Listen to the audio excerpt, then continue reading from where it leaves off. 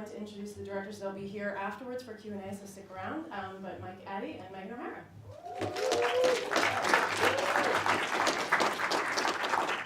Hi, thank you so much for coming.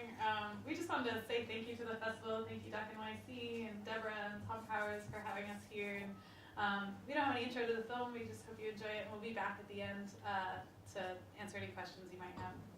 Thank you. Congratulations, first of all. It's an amazing film, and I saw it in its nation stage a couple of years ago. These guys won the pitch at Camden 2 years ago, and I was very happy for them and rooting for them. It was my favorite project, so congratulations. Thank you. I have to ask the obvious question, which is, where did you find these guys? How did the story come to be? What was your interest? Yeah. I can start with that, I guess. So this actually goes back pretty far. I had been sort of years back really interested in just the idea of war reenacting, and I'd spent a lot of time going to Civil War reenactments, just attending as an intellectual, basically as a curious person. Microphone? I think this is, oh there it is working. You just have to Really close. But I had heard at one of these reenactments that people were reenacting the Vietnam War, and that just the idea that somebody was doing that really kind of blew my mind. And it was an idea that I actually had started filming back on the East Coast a little bit, and then let the project go for a while. But I remember showing some of the footage to Meghan. We were both at grad school together at Stanford, and just saying do you want to do this? Do you want to do this when we graduate? And she was sort of in, I guess. And we started researching groups, and we found a lot of them online. There are people who are doing this all around the country, and in fact all around the world. But this group was really unique in that so many of them were actually vets themselves. And I think that that's what really makes this story and makes the film is their own relationship to war. And I was amazed by the way that you were seamlessly infiltrated into their play, so to speak. And I was curious how comfortable they got, or how quickly they got comfortable with the cameras around them, because they are in acting. So what was that like, the relationship with you guys being there? Yeah, we spent a long time talking to Joel and Travis, who run the group, just talking about the project in general and trying to convince them to let us come out. Unlike Civil War reenacting or Revolutionary War reenacting, there's no audience. I mean, this is for them. This is a private event. This is for them themselves. And as you can tell from the film, they're not, they're pretty savvy guys. They understand how this is perceived by the outside world, and they wanted to be very sure that we weren't just coming in to laugh at them and to make a piece that would laugh at them.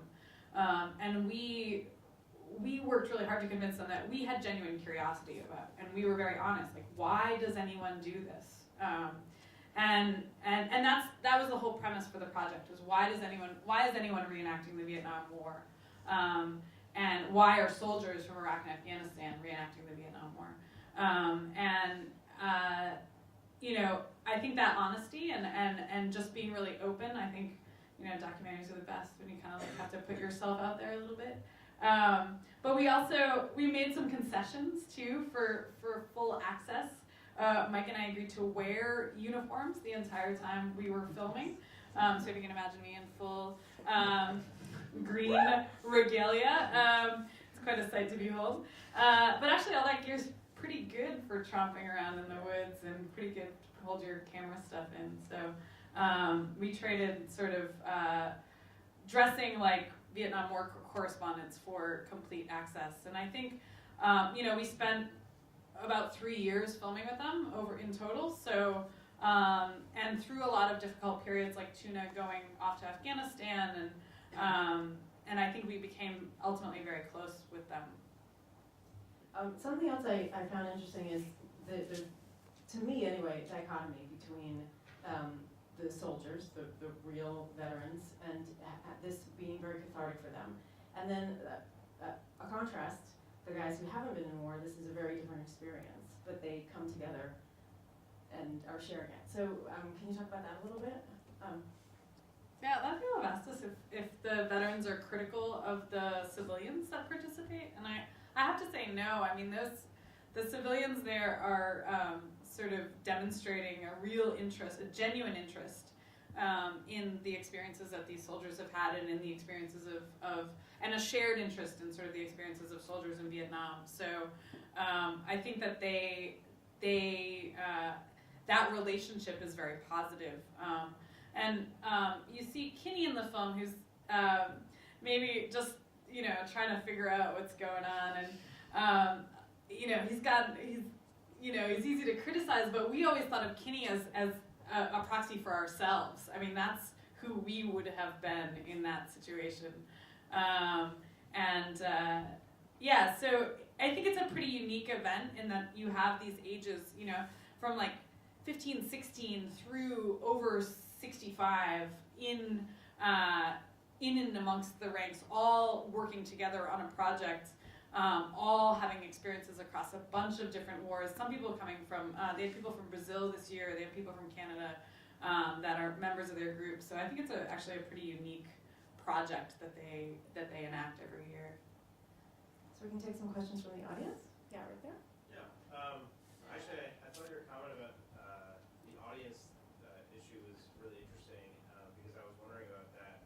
Because most of the war recreationists I've seen, like it is performed in front of a large audience, and I was curious, A, if that's unique to this particular group that they specifically don't do that, like deliberately, and secondly, if that was, did that come up in your interviews, and because you just mentioned that they're a little bit self-conscious about how it's perceived, and I'm just curious like why that is, and have they ever wanted to do it in front of people? Yeah. I don't know, I'm really curious about They that. do. I mean, it's interesting because now there's been a more interest.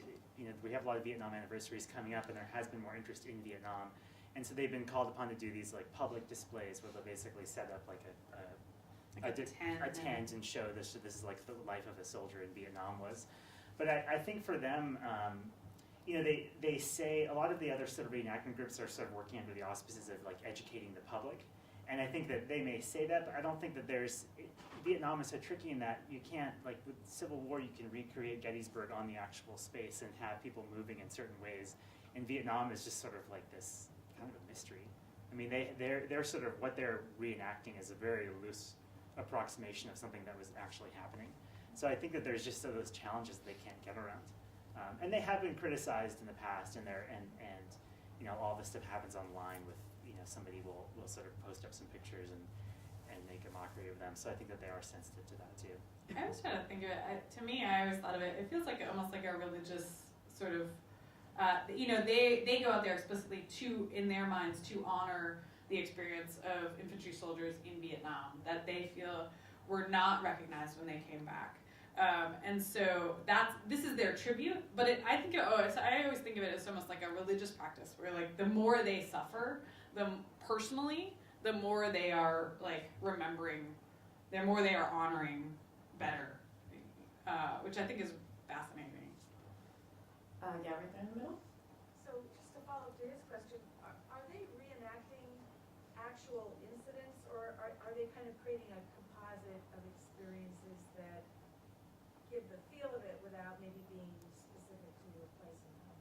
Yeah, so what they do is they are a specific unit. So they are 1st Cav D25, and they do a lot of specific research about that particular unit and where they were and what they did and what a lot of they're obsessed with the details, the costume, all these artifacts. So they'll look at like how those particular soldiers wore their uniforms and then they'll say, okay, it's say it's 1971. We're all gonna grow mustaches. We're all gonna, we're gonna grow our hair out. It's late war, and that unit was in this valley, and this is all the stuff historically that had happened. But then they go out as if they were on a long-range patrol, and then it's all improvised from there. So then they're dealing with the actual terrain of the forest that they're in, and they're the guys that are playing Viet Cong, and they're hunting each other down. And so from that point, it sort of loses the script a little bit, but they do a lot of preparation sort of beforehand about sort of what the time period is, what's happening in the war. They all kind of get on the same page, and then it gets